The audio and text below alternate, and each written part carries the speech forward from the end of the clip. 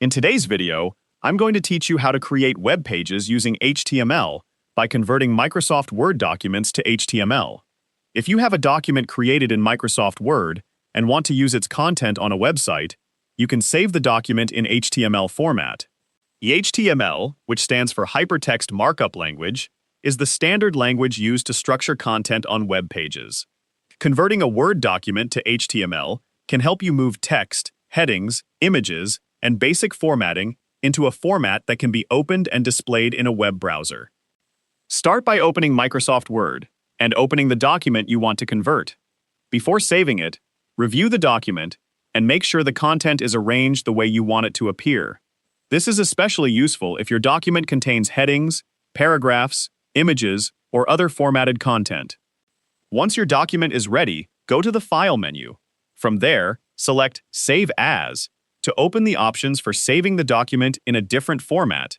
Choose the location where you want to save the converted file, then look for the File Type or Format option. Open the File Type menu and look for an HTML option. Depending on your version of Microsoft Word, you may see an option such as Web Page or Web Page Filtered. These formats save the document as a web page that can be opened using a browser. Select the appropriate HTML format, enter a file name, and then select Save. Microsoft Word will convert the document into HTML and create the web page files.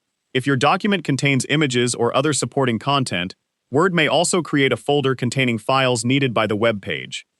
After saving the document, locate the HTML file and open it with a web browser.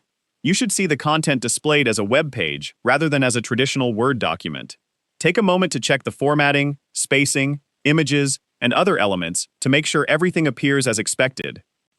Keep in mind that complex Word formatting may not transfer perfectly into HTML. Simple layouts, headings, paragraphs, and images generally work better when converting a document for use on the web. And that's how you can convert a Microsoft Word document into HTML and use it as the foundation for a web page.